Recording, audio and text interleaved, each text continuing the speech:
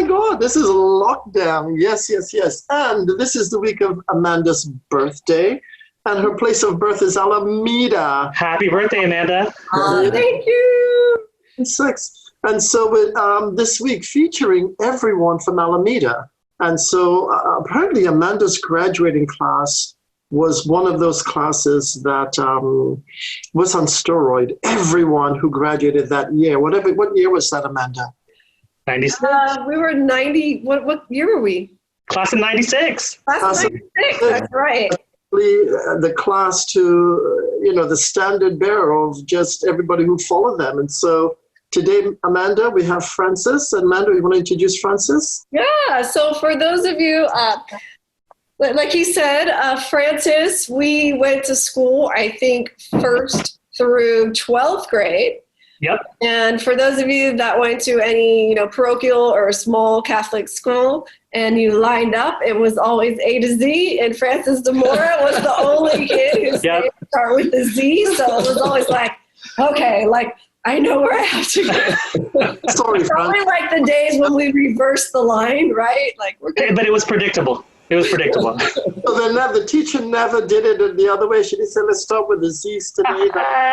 Maybe once every 10 times. Oh, and so it looks like we have our other host joining us as well.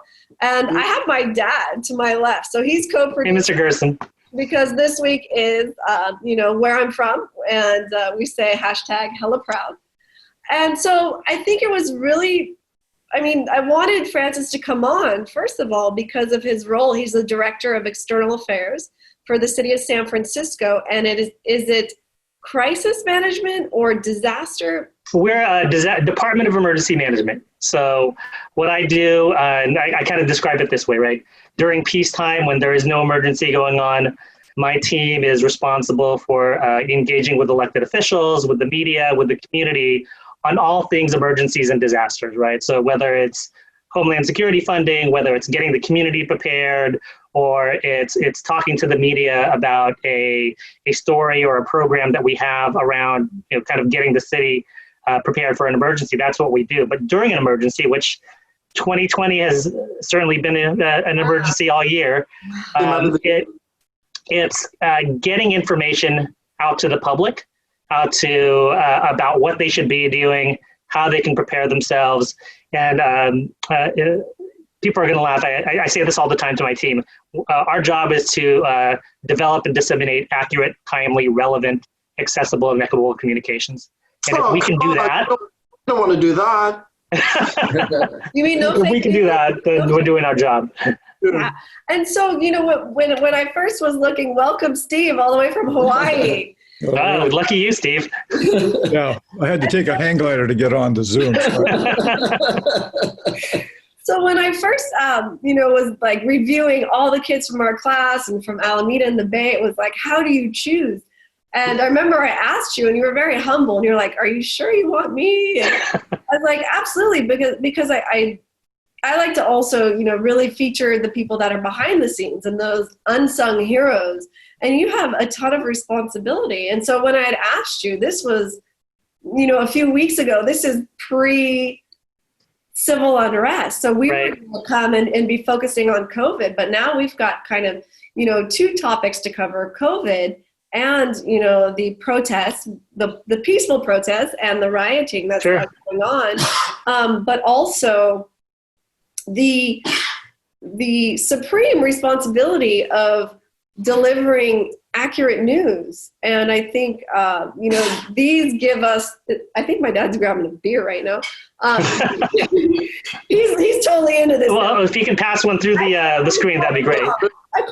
That's 3. God, yeah, we're only on live TV. So it's there's a responsibility to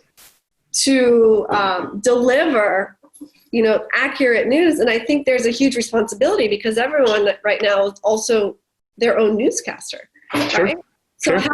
how do we weed through? We love that people have the power now, right? But with it comes responsibility. Mm-hmm. So tell us more about what you gave a great definition, but what does your day look like? What's it been like dealing with? What does my day look like? But let me take it back a little bit, right? When we first started this in San Francisco, I remember the date where we really started kind of working on COVID-19, and we didn't know it as COVID-19 at the time. It was the novel coronavirus. It was January 26th. I was in the same room that I'm in now. It was a Sunday, and I remember getting a conference call from one of my colleagues saying, "Hey, we need to start preparing and planning for this virus because we see it, really blowing up in China. It could be coming to our shores." And so I was locked in this room all day. And then I came up for breath, and my wife says to me, "Gosh, that's so sad. He was there with his daughter." And I'm like, "What are you talking about?" Because I had complete tunnel vision.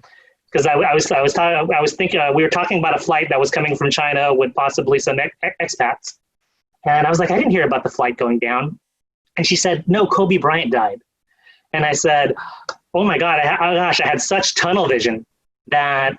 Had no idea what was going on. So what started off conference calls with my colleagues, really, we activated what's called the city's emergency operations center. And so part of our job was talking to the media about what was going on, and then really going out into San Francisco's Chinese American community. We have a huge Chinatown. We have a large Asian Pacific Islander population because we wanted to kind of put out good information about how to take care of yourself, also dispel myths, but also really fight xenophobia, right? We wanted to be there shoulder to shoulder with our community and let them know that, look, this virus, it doesn't matter what your background is, what your heritage is, it's going to get all of us, and we really wanted to fight that xenophobia. So really fast forward, San Francisco did a lot of things. We declared an emergency before we had our first case. We, along with the rest of the Bay Area, before we had widespread cases, we went into a shelter in place or a stay-home order. And then we moved to the Moscone Center because our current facility was too small for all the people that we needed, and we needed to socially distance, right? And so today I am at the Moscone Center with about 400 other city employees. Our job is to coordinate all the different things that are going on in response to COVID-19. So that's feeding people, sheltering people, translating information, getting information out to the community. But speaking specifically to my group, I've got about a 50 to 60 person group that I manage. It's called the Joint Information Center, right? And so if you're looking at the two things that we do, we develop information, so developing content for press releases, talking points, social media. We translate that information into Chinese, Spanish, Tagalog, Arabic, Russian, and Vietnamese. And then we create graphics, and then we push it out, right? And so I'm glad you brought up these, because smartphones, cell phones, certainly many people have them. And then that's one of the primary ways in which we get out information, whether it's through text alerts, through social media, or through those kind of Amber style alerts. Yeah. But I gotta say, one of the things that I'm most proud of is our old school way of doing things, because we live in a very diverse community, right? And not everybody, unfortunately, has access to this or has good access to this. So we actually go out. I have about a street team of about 30 people, and they canvass neighborhoods every day. Pushing out information in various languages. And I'm kind of a metrics person, right? So since the beginning, we pushed out more than 1.2 million pieces of information all across San Francisco in various languages. And in our industry, and I'm going to get into a little jargon here in emergency management, right? When we talk about this, we're excellent at mass communications. We can go out to the media on your cell phone. But for those that are the hardest to reach, it is very, very difficult to reach people that are, maybe come from an immigrant community, speak English as a second language, are older and are isolated. And I think we've done a really good job of going that last tactical mile and making sure that even the hardest people to reach are getting information. It's really lovely, because one of the things is that if you're dealing with fires, there's no xenophobia there. If you're dealing with an there's no xenophobia. So can you talk about the complexity that comes with not only dealing with the virus, but then dealing with this xenophobic aspect of it and what that requires in terms of crisis management, right? Sure. I mean, that was one of the first things we wanted to address.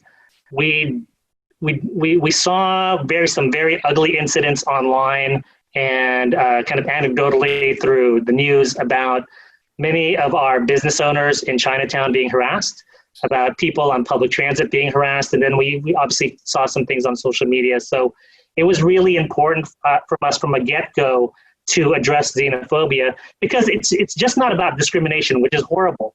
But in fact, when you're dealing with a public health crisis, it actually makes things worse. People feel like they're stigmatized and they're not going to seek help. They're not going to go get tested. And as a result, we as a government, we cannot follow the virus. We cannot see where it's going. We cannot give people good information because people are being targeted, because people are being discriminated against. They are in hiding. Now, you know, I in a very small sense, I'm an Asian American man, and you know, while I didn't feel it directly, it certainly made me angry that folks were targeting people in my community for a virus that doesn't know your cultural background, right? But I will say this: I did get. I can understand that fear and anxiety. I did get tested as an essential worker. I was feeling a little under the weather, and out of abundance of caution, I went to go get a test. It's probably a little over a month ago, and I gotta say, I was really anxious about it. I felt a little embarrassed. I didn't want anybody else to know, just because of that potential stigma. And I can only imagine how much worse that is when you have people saying, "Hey, this is an Asian virus. Get out of my country. Go back to Asia because you brought that here." And you know that has no place. It actually makes the public health response worse. Well, not to mention that 18% of United States doctors are Asian Americans. I mean, people are prejudiced against the people that are trying to help them. I mean, how bizarre is that? Although in California, it's probably 20%. I don't know. Well, San Francisco is 30%. So, I mean, it's about 30%. A third of our population. Yeah. Of doctors are Asian? No, I'm of our population in general, 30% of our population. Yeah. And I know, I mean, we grew up, there were so many like islanders in the Bay. It was incredible. I think what was impressive too was how quickly San Francisco responded. And I think after dealing with the AIDS epidemic, you know, during our youth, that was really ingrained in us. And there was so much fear surrounding the AIDS epidemic. Mm-hmm. It's just really impressive how San Francisco was ahead of the curve. What do you think was the reason? Is it because you guys put, you know, I mean, like my dad, he went home and like, bam, he was on lockdown. They tried to come back. I'm like, no. Like, you go quarantine with mom. But thank you, Mr. Gerson, for doing that. Yeah. But why do you think San Francisco was so successful in stopping the virus pretty much dead in its tracks? I don't know if that's two things, and I want to caution that we're still very much early in this virus. There's no vaccine. It's still circulating in the community. So while we've done well, we're not out of the woods. Two things, leadership and experience. You mentioned the AIDS epidemic. My wife, she works for UCSF. So a lot of the doctors, researchers that originally worked on the AIDS epidemic are now at higher levels at UCSF. And we have great institutions like that. Mm-hmm. Also, you know, good leadership. Now, my boss, the Mary Ellen Carroll, who leads the Department of Emergency Management, and Dr. Grant Colfax, who leads the Department of Public Health, they were on this from the start, and they were pushing all of us to be vigilant, to monitor what was going on, and to really think 3 or 4 steps ahead about what could happen. And when they presented information to Mayor London Breed, you know, she also distributed, kind of demonstrated good leadership in terms of, and decisive leadership in terms of listening to her advisors about what could go on, and taking decisive action. And we didn't immediately shut down the city, right? I mean, we started in January. We were taking steps. First it was canceling large events. It was activating the emergency operations center. It was doing a lot of outreach. But it's really good leadership to make sure that we all knew that shutting down the city and even doing the precursor steps would lead to some economic fallout. But thank goodness our leadership in the city had the experience from previous crisis to understand that this is what you need to do. And I think it's that same leadership and that same experience that is going to guide us through. San Francisco's motto is where our logo has the phoenix on it. It's a phoenix rising through the ashes. We learned that from 1906. We learned that from the Loma Prieta earthquake in '89. Amanda, where were you in '89? Well, I was actually in tap class, so I was at the dance studio, and my brother was with my grandfather at the game. Okay. And also, my uncle was in the skybox with the current mayor at the World Series. So right on. Everyone knows exactly where they were during that event. Yeah. I was on the 63 bus on Bay Farm Island. I see. So it's that background, it's that experience, right? We like to say this, at emergency management, we always thought the big activation where we had to get the whole city involved was going to be the big earthquake, right? All the preparation we did for that got us ready for this, got us ready for COVID-19. But in a weird circular way, responding to COVID-19 is getting us ready for the big one. How do you? Go ahead. If it's okay. Now, I'm familiar with both UCSF and the city. Mm-hmm. I've been in St. Francis as a patient, and also the two Kaisers. And the question I had is, does a hospital system collaborate together and then from there to you? Or do you, or is it a two-way street? You, in turn, collaborate with them. San Francisco has a hospital council that works very closely with the city, and we all have to work together. We not only work together during big emergencies, we do it on a day-to-day basis, right? If you're looking at it strictly from a 911 system, the different emergency medical service ambulances that can go out there, we have to be able to work within the hospital system, not to overload any emergency room. So that communication happens every day, and it's almost that muscle memory, right? Like to make sure you know who to contact, you know who to get a hold of. Only often during regular times, but during the big emergencies too. There's a saying we have in emergency management. It's you don't want to exchange business cards during the disaster. Right? You want to know who your partners are. You want to know what their capabilities are and how we can work with them. So we've certainly kind of leveraged and utilized those resources during this COVID-19 response. How do the social the controversy with homeless people? I'm sorry. Okay, can you talk about there must be a delay here under the ocean cable, about the controversies around homeless people and Mayor Breed and the spread of virus and that, putting people into hotels. I mean, maybe it's a different thing on the ground, but it seems controversial in the media. In tandem with that, speak to the whole social service program in respect to food banks and other social service programs as part of that network of communication to address the crisis at hand.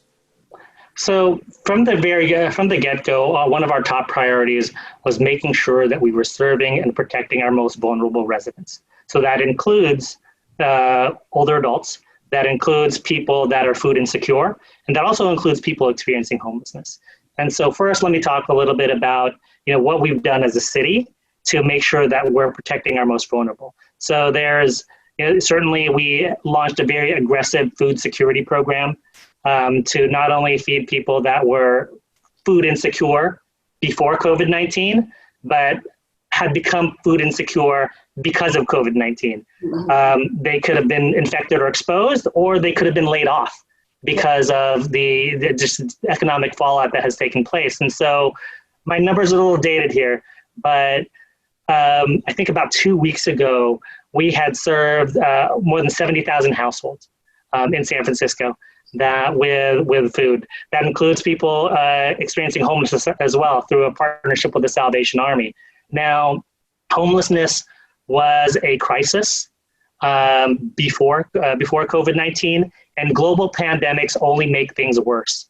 And so we've certainly have been very aggressive in trying to make sure that we have alternate housing, whether it's a hotel room, whether we have what we call safe sleeping villages, which are essentially socially distanced, sanctioned encampments with services, security, sanitation, and healthcare. We've also thinned out our shelter system, because really those congregate settings where people gather are ripe for the virus. And so it is a very complex issue that has only become more complex as a result of a global pandemic.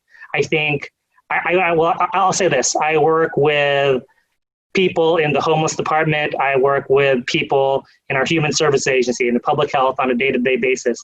But I also work with disaster service workers who aren't part of the normal social safety net, right? There are librarians, rec and park workers, election workers who have stepped up and really taken the hard jobs of being site monitors at our hotels where there could be people that are infected, but there could also just be people that we're trying to get off the street because they're they're particularly vulnerable to the virus. And they are working night and day, they're working hard. And so while I understand there's frustration because I think it comes out of a place where people just want to see others get helped.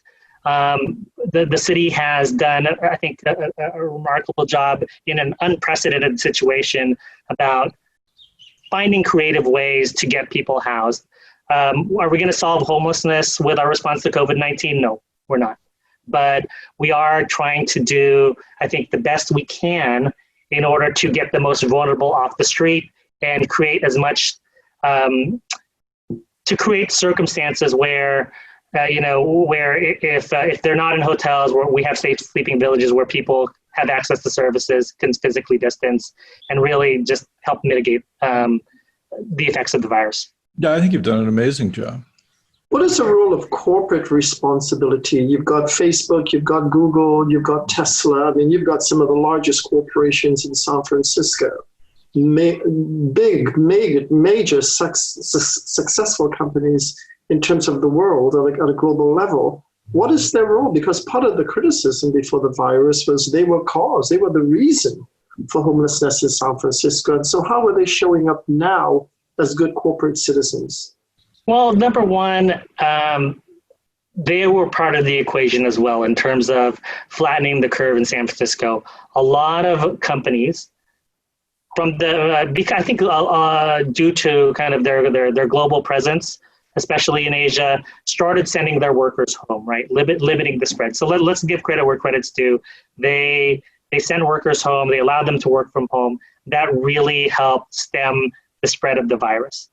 Number two, a lot of corporations have also been very good at donating to kind of various causes. So in San Francisco, we have Give to SF, where we're putting funds together for food security, for people experiencing homelessness, for businesses that may be having a very rough go at it because of the shelter in place.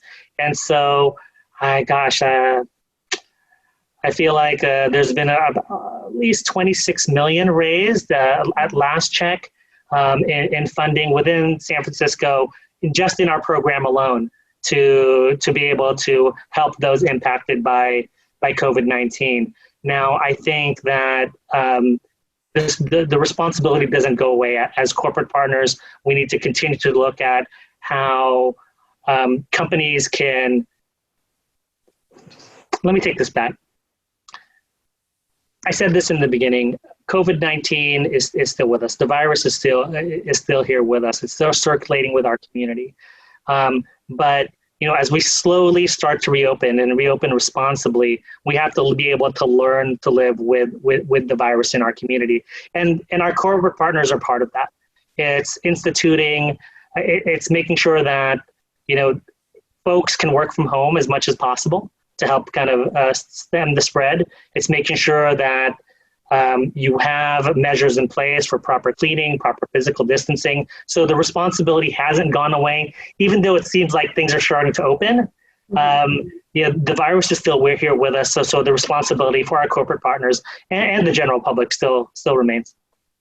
I think Dad had a question. Yeah, the question I had, Francis, is so down the road, we're projecting down the road, there's going to be, with everything, all things considered, there's going to be less resource money. So we're talking city, county, state. Can you speak to that? Because it's going to affect you guys. Less money. We're certainly looking at some very challenging times. I mean, it's been well reported that not only the city but the state is going to face some serious budget shortfalls, and we're going to have some very challenging times ahead of us. One of the things that we are doing on a regular basis, because we declared an emergency, is we are getting some level of federal and state reimbursement, so that certainly helps. But so is reopening the economy and reopening the city safely. And so last week, the mayor laid out a multi-step plan to safely reopen the city, looking at, as long as we're meeting certain indicators, looking at safely reopening the city. Now that's making sure that our retailers can start to open up, that our restaurants can start to open up, and that life can get back to its new normal. It's not going to go back to the way it was, but that we can get life back to our new normal. And that's really going to help with our recovery, right? And so, for those at home who have been sheltering in place, I would urge you to, once you're safely able to do so, go out and support that local neighborhood cafe. Go out and support your local neighborhood restaurant. Do so in a safe manner. Wear a mask. Make sure you're physically distanced from folks.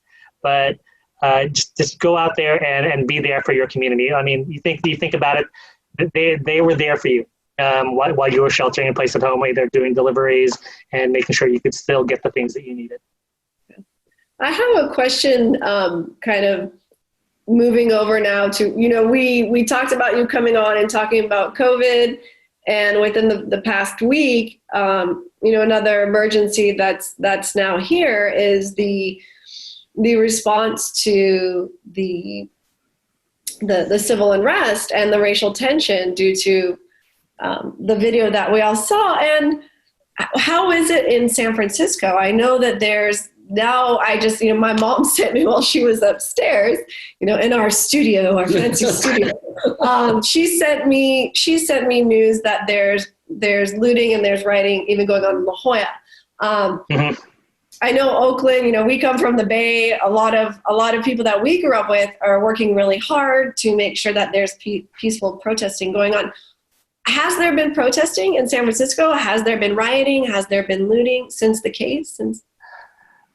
Yes, and let me get into that in a minute. I'm kind of going back because I've known Amanda for a long time, and I think I remember that in 1992, during the LA riots, the Rodney King riots, which spread throughout the country. I feel like we were on our way back from a field trip. We were on a bus, and I remember it was our teacher that said, "Oh, the Bay Bridge has been shut down by protesters." And I just remember that as a young kid thinking about how crazy that was. And even as a young kid in 92, 92 actually, we were freshmen in high school, so not that young, young enough, thinking how angry I was when I saw the footage of Rodney King getting beaten.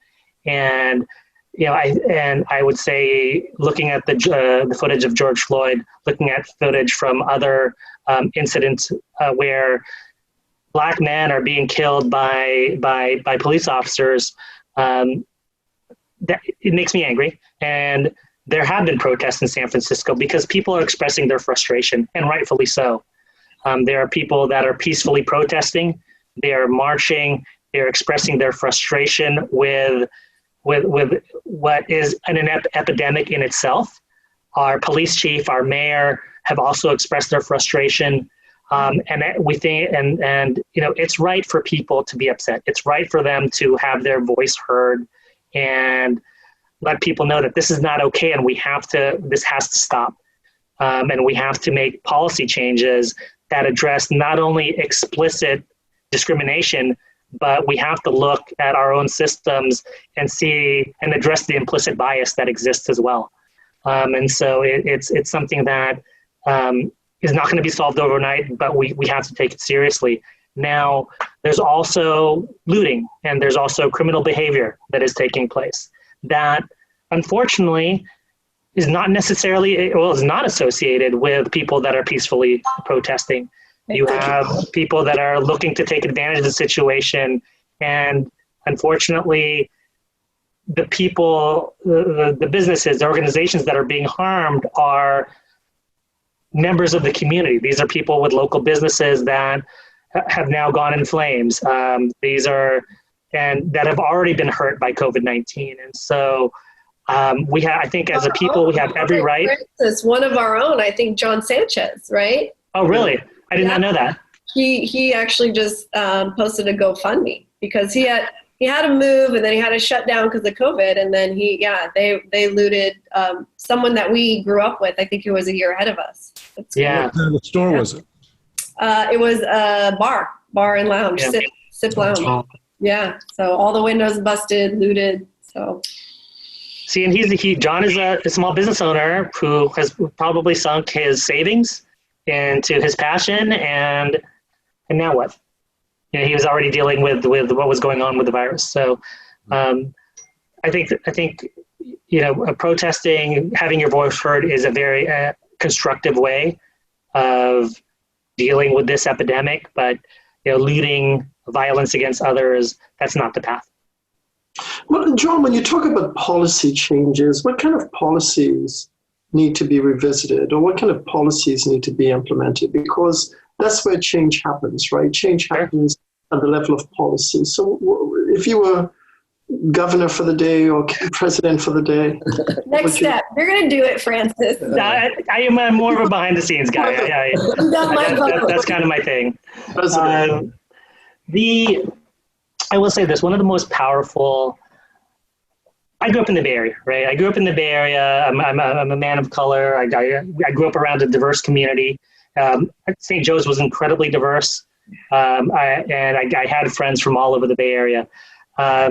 And I've got to say that, so, as the kids see it these days, say, I consider myself pretty woke, right? So a few years ago, really challenged that belief. My boss at the time, Ann Cronenberg, if you guys have heard of Ann Cronenberg before, she was Harvey Milk's campaign manager, and she was the former head of the Department of Emergency Management. She brought implicit bias training over to our department and had all of our top managers it was like a 3-day training. And I think it was supposed to be a week long, but we crammed it into 3 days. In any case, it really caused me to reflect about, what about implicit bias, and about that me as a person of the color, but also growing up around diversity, things that I didn't even realize were happening. It made me realize that silence is not an option either. I recall instances, before I kind of went into my communications, emergency management life. I was also in the military. I was in the Marine Corps, and there were times, and in the Marine Corps, you're with people from all over, right? And I was thinking about, there was times where I'm ashamed now that I was silent when discrimination or just some horrible things were being said.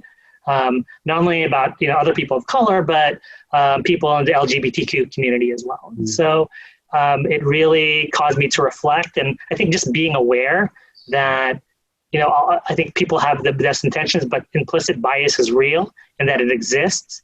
That's what I would say is something that we need to continue to just keep pounding into the ground, that implicit bias does exist, and we need to address it head on. I had a question too. Yeah. Hey, Francis, I just wanted to run this by you because you and Amanda spent 12 years in a Catholic education. Mm-hmm. So I wanted to just ask you what values, what attitudes, what made an impact on the way you are today from St. Joseph? Well, St. Joseph certainly played a big role in my life. 12 years, first at the elementary school, then in high school. And it was being around the people. And Amanda, you said at the very beginning, the class that we had, very impressive, very not only just academically, but emotionally intelligent people that just got it, that just understood each other. And so having that background of peers, but also the education that we had that was about, I don't know, I almost felt like there was something a little bit about strength and humility. I don't know if you got that, Amanda, but it wasn't about you. It was about the community. And so, and it was about the community that we had. And so it was, I certainly take those values with me. I have lifelong friendships, which continue to this day. I think I even went back a couple of years ago to what was it, like alumni night or something, where we talked to the graduating seniors about what was going on. And I think the other big thing was that we were also taught to be afraid not to fail, because failing is and how you grow from it is really where your greatest learning comes from. I wanted to go back to implicit bias because we were exploring that topic just before we got on this segment. And I know, one of the things that thank you for being so open and honest, right? And checking yourself and saying like, whoa, if I heard correctly, you're like, wait a second, there are times where I was saying stuff that I didn't realize. Even sometimes I think we were in high school, like we had such a diverse group, we would sit in front of the gym and we would rip on people. Yeah. Right? And we thought we would rip on each other equally and that we weren't biased or we weren't racist without really knowing that perhaps one of our peers, one of our fellow students walked away. And although they put on that mask of like, ha ha ha, we don't know what their real reaction was afterwards. Or it could have been in the locker room. It could have been during PE, whatever the event was. So thank you for being honest. And I think that's what we're realizing right now, as a nation is, damn, we've got to check ourselves and our privilege and our implicit bias. So that's amazing that you had a leader, in your organization that said, we're going to give you guys the training.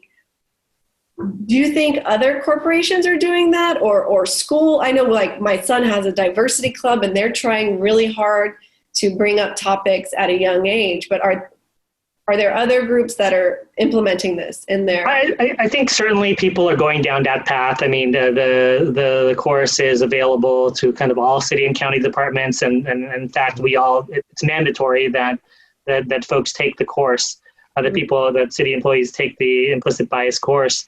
I think I just want to go back to your high school example is that it's hard to be brave, right? To speak up, even when you're not uncomfortable with something, even when it's wrong, makes you feel wrong, because you don't want to necessarily stand out, right? Because you don't want to speak against the grain. You don't want that. You don't want that being targeted back at you. But that's ultimately what we need to do. We can't stay silent anymore. We can't stay silent anymore when we see wrong, and we have to say something. If it encourages others to say something as well, because they're feeling afraid. There's certainly strength in numbers. Kind of going back to Bay Area Warriors, but it's exactly. So I think that there is certainly. I don't know. I'm just saying we just can't stay silent anymore. Yeah. I love it. I love it. And you said, like, what am I going to come on and what am I going to talk about? Are you kidding me? There's so many things that we've learned in just meeting you. Steve, did you have a question? I saw you were like, You know, it's a little bit off topic, but it's about the unemployment thing. Now, it seems California is opening up. Most people I know that have applied for unemployment, whether they're of the freelancer or, you know, people who work in restaurants, et cetera, they're not getting an employment. It's not happening at all. So that explains the lines of tens of thousands of people in basically new cars that they can hardly keep up the payments for in food lines. Now, I think, you know, the Bay Area is a very wealthy place, although San Francisco really is not necessarily so, right? But I wonder, will all those people get huge lump sums of money at some point, or was this all a sham by Governor Newsom, or was it, you know, the fact that they hired almost 2,000 people to look at unemployment? It seems like one of those things that most people who write newspaper articles or go on shows, they all have great insurance and they're employed, but hundreds of thousands, millions of Californians, I don't think are getting their unemployment. Well, is that become a huge political issue yet, or maybe you could delve into it? I don't know if I can get into the politics of things, but I think what I can say is that it is going to be a tough economic recovery. I mean, that goes without saying. Now, there's things the city has done to help stem that, to help people along. The city has put out grant programs for small business owners, has deferred fees, permit fees, and other payments. We've also put together an economic recovery task force to start looking at, and this was done early on. This was done at week 2 of shelter in place, right? To start looking at how we build back better as a community. So I think there is no doubt that this is going to be a tough road ahead, but I think we have good leaders that are looking ahead to see what they can do. So they kind of did the bandage things with the different grants and the kind of fee deferrals. But now, as a economic recovery task force, they're looking at the longer term things that need to happen to make sure that small business owners can get back on their feet. I mean, and that workers, people that are, you know, that are within our service society, they're living paycheck to paycheck, that are really the core of what we do every day as a city, can also get through as well. And so, you know, I wish I had a crystal ball and I could say how we're going to get out of this, but I don't. But I do know that it is something that is a priority for all of us. I think the Bay Area is going to bounce back in a way. It was Silicon Valley, Menlo Park that saved the comeback from 2009, 2010, along with fracking. Both sides don't like to hear that, but that's what did it for America. And on the other hand, I'm not so sure that's going to be true of the millions of people that don't have those kind of skills. I think it'll be interesting to see what government-corporate alliance emerges from this, because the corporate sector certainly has a role in this, and it'd be interesting to see what kind of new alliance between the government and the corporate sector emerges, because they definitively have a role in this solution. Francis, I had a question. This is Francis, this is like school, man. This is like school. No, I don't know. I feel like we're. I feel like I'm in a, just like what's stump the expert, right? So we're doing that in school. Yeah, you'd make an excellent. Not a heads up, 7-up, right? Yeah, exactly. So yeah, my hand's up. That's a Catholic. You raise your hand if you want to be recognized, right? But anyway, in education, so you know, I'm familiar with San Francisco City College over there by Balboa Park, and USF, University of San Francisco, and San Francisco State.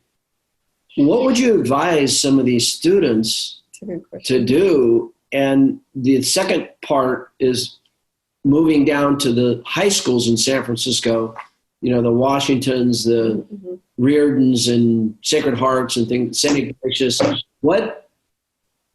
you guys work with the education side of the equation? We absolutely do. And so one of the things that we've been great about it actually is trying to develop more opportunities for people. And so the mayor had a program called Opportunities for All, which we participated in, and it was connecting with high school age youth and really, whether it was the private sector or public sector, making them aware of the different careers that existed. Right. Okay. I'm gonna talk specifically about my career field, which is emergency management. And I work within communications and emergency management. But for most people, if you talk to them about emergency management, they kind of fell into that career. They didn't know they were doing something else, and then they landed in emergency management. That's kind of how I got there as well. Now, one of the things that we wanted to do early on, and this was a few years ago, was work to make emergency management more diverse. I remember going to conferences around the United States, and they would say, well, when we prepare, we respond, and we recover from emergencies as a whole community. And I remember looking around the room, and I'm like, I don't see the whole community here, and so how can that be? We, as a follow-up to that, I worked with my previous boss to put together a panel on diversity in emergency management, talking about how we diversify our ranks. And so that led to a program we were looking to develop around reaching young San Francisco youth and letting them know about the careers they can have in emergency management. And we wanted to make sure that we were reaching all segments of our community so that the whole community is truly represented when we're talking about this. And one of the challenges we had was, okay, great, we have this fantastic program, but we have no money. We can't pay these kids. And for a lot of folks, right, a lot of kids, that free internship is a non-starter. While that internship may open the door to future careers, it's not gonna help you, take care of yourself and take care of your family. So fortunately, when Mayor Breed came up with a program called Opportunities for All, that she was very passionate about, and she was very great about putting in some city funding, but also soliciting funding for the private sector to make sure that kids had paid internships. And so for us, it was like, hey, fantastic! We can finally do the thing that we wanted to do because we had a mayor that believed in it. Not that she checked with us. She came up with the program on her own, but it was certainly one of those things where we were at the right place at the right time. Excellent. I wanted to, and I think it's true. Like if you're going to have a disaster and people are distressed, they you're naturally going to gravitate towards people who resemble you, right, or who speak the same language, or so it's essential. Something that we weren't thinking about. I mean, that's huge that you had that aha moment. Like, hold up, you guys are talking about helping people, but we need to reflect more our community. And as well, we could go back to leadership. We know we got to get out there and vote and make that happen. Before we jump off, I also wanted to just have you speak to, again, the responsibility that you have of delivering accurate information. And what is it like? Is it frustrating because you were trying to get the correct information to the people, to us, and then you've got all this fake news coming or just all of this noise? What is that like for you? And what can we do to make your life easier so that we all get the right information? So I look at it this way, right?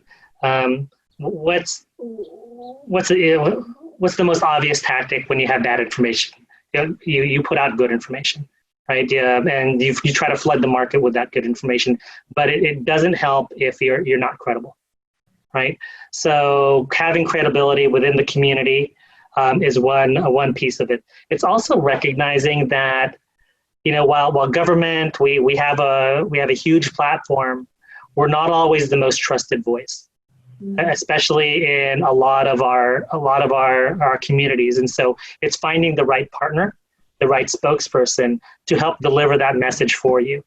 And so that's one of the things that I feel like we've done a very good job at, is finding those nonprofit partners in the community, those community leaders that can help us deliver the message.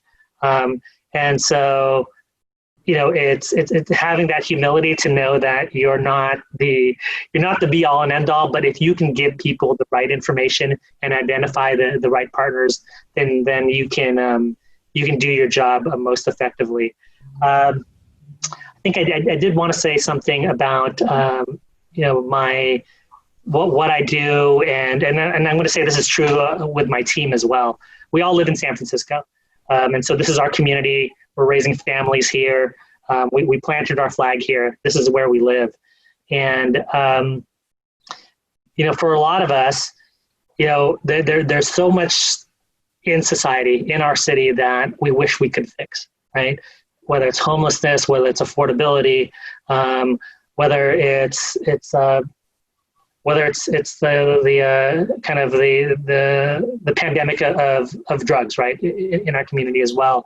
And while I can't necessarily influence that change, what I can do is, and what my team members can do, is help people during what could be one of the worst days of their lives, and that's during an emergency. And for that's how we find this to be rewarding. We find it to be, and because look, we live here. We're not. This impacts us, and these are our neighbors. These are our friends. These are our family.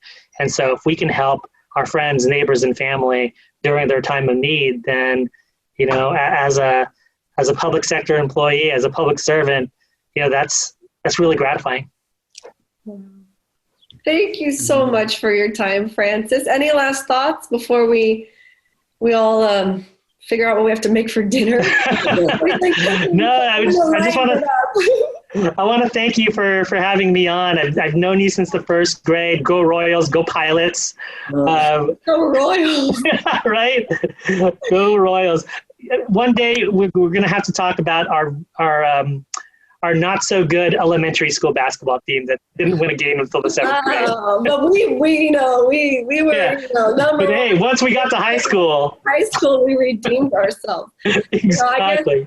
What I learned, not only, God, I feel smarter. I always say, having this virtual social club, I get smarter through osmosis, right? Virtual osmosis. And I'm sitting here going, damn, I should have cheated off of you in high school. Right? But thank you, Steve, for joining us. Thank you, Alexis. I think it's always so much more interesting when we have these different perspectives coming to the table to have a discussion. Dad, thank you for jumping on board. And Mr. Gerson, good to see you again. And I think my last juicy piece is, I really, truly want to thank you, Francis, because I just realized as we were sitting here, lean in, and Dad, plug your ears. I had my first kiss at your 7th grade birthday party. Miss Francis? I kissed Ryan Madigan. Wow! Francis Zamora's birthday party. And it was one of the first dance parties too, right? So there you go. There we go, full circle. A piece of gossip. And it's so great to see you again after all these years. Totally. And this has been an amazing week of reconnecting with all the kids I went to high school with. We had Jeremy Castro, Jenny Olson on, Francis today, tomorrow. Some more kids from St. Joe's. We've got John Gordon, John Gordon. Jenny Love that guy. Coming on. Thursday, we've got Lindsay Fonse. Oh, no, and Galen Whittemore is coming on. Wow, really? Evening. Wow. I'm gonna have to tune in, because I see these guys on social media, but I'll have to tune in and see the show. We've got Lindsay Fonseca coming on, Director Mario Heller's coming on, Jason Michael Paul, Joe Nelson, Coach Gordon Johnson, Joey Churchwood, he's going to DJ on Saturday. Nice. And Carrie Rosen's coming from Alameda High. And then finally, we have Nellie Ack, who was the other neighbor. So there were 2 neighbors on my block. One was Murray, and the other's Nellie. So again, so excited. Thank you guys for your time, for tuning in. And can you have another party, because I am single and COVID is. Do you want me to invite Ryan Madigan too, and just see where this goes? Ryan, are you single? Was it meant to be? All right. Thank you, guys. Thank you, Amanda. All right. Bye, everybody. Steve, Alexis, Pleasure. Mr. Gerson, good to see you again. You take care of yourself. Bye, guys. Yeah, you too.